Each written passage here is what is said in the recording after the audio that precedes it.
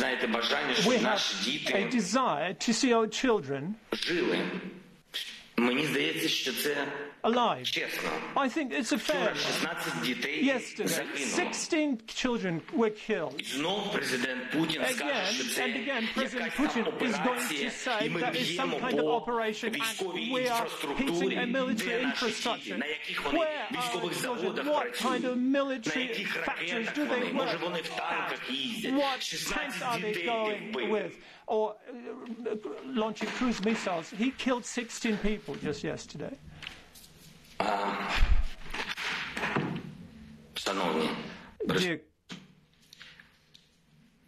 у нас дуже мотивований народ. our people are very much motivated, very much Ми so. боремось We are fighting за наші права, for our rights, свободу, for our freedoms, за життя. for life, А for our зараз life. ми And боремося now за виживання. we're fighting for І це survival. найголовніша наша мотивація. And this is the highest of our Ми motivation. боремося But і за we те, are щоб бути fighting рівноправними членами to be Європи. equal members of Europe. І я вважаю, I що believe that сьогодні today ми всім показуємо, що ми такі є. are showing everybody that's exactly what we Європейський are. Союз The European буде Union точно міцніший. is going to be much stronger with us, so that's for sure. Без вас Without you, Україна Ukraine буде самотня. is going to be lonesome. Ми довели свою We силу, have proven our довели, strength. що We ми have proven як that мінімум as at a minimum, такі самі, як we ви. are exactly the same as you Доведіть, are. що ви So разом з do нами. prove that you are with Доведіть, us. що ви нас Do prove не that відпускаєте. you will not let us go. Доведіть, що ви Do prove дійсно that you indeed європейці. are І European. тоді And then життя переможе смерть, life will а світ win over death, and light will win over darkness. Glory be to Ukraine.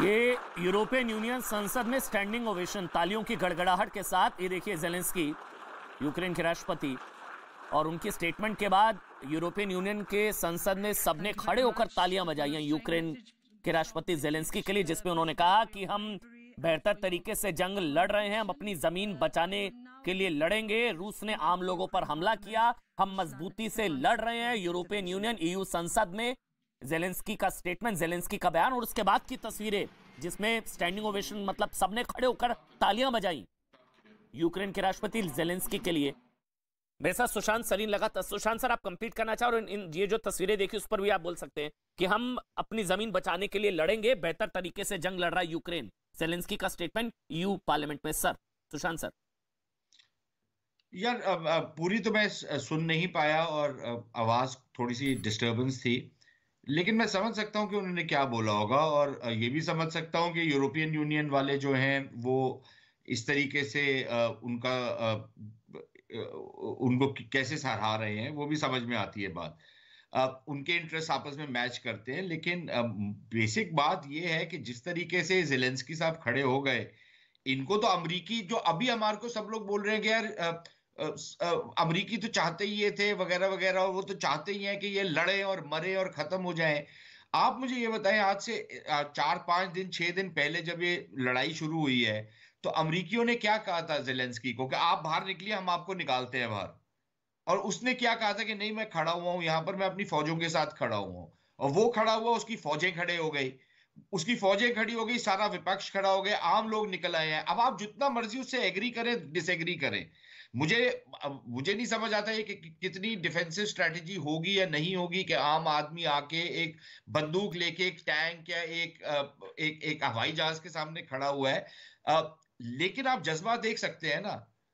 और क्या ये सारे के सारे अहमक और पागल थे कि ये निकले हैं अपने देश को बचाने के लिए, या समझते हैं कि बचा सकेंगे?